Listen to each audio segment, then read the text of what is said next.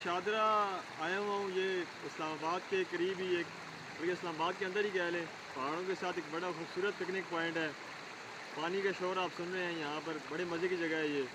अभी जब मैं यहाँ से आ रहा था तो क़ायद-ए-आज़म यूनिवर्सिटी के अंदर से गुजरते हुए सामने जो पहाड़ हैं, इस पहाड़ों के पीछे यहाँ पर जो है तकरीबन 5 से 6 जगह ऐसी हैं जहाँ पर आग जो है वो 5-6 दिनों से लगी हुई है और बड़ी तेज़ी से जो है फैल रही है। एक हेलीकॉप्टर जो था अभी हमने देखा कि वो आग बुझाने में मसरूफ़ था, लेकिन वो एक बास्केट है उसके साथ एक जो हेलीकॉप्टर है और वो बुझा रहा है 5 से 6 दिन से, और आग जो है वो मुसलसल जो है फैल रही है। इंतज़ामिया जो है और इससे ज़्यादा एक्टिव नज़र नहीं आती। तो ये मैं चीज़ देख रहा था कि यहाँ पर लोग आते हैं, यहाँ पर भी मैं देख रहा था कि वो खाना बनाते हैं, आग जलाते हैं। तो उनकी ज़रा सी जो बेहतियाती है वो एक जंगल को और जो जंगली हयात है उसको किस तरह से जो है नुकसान दे सकती है।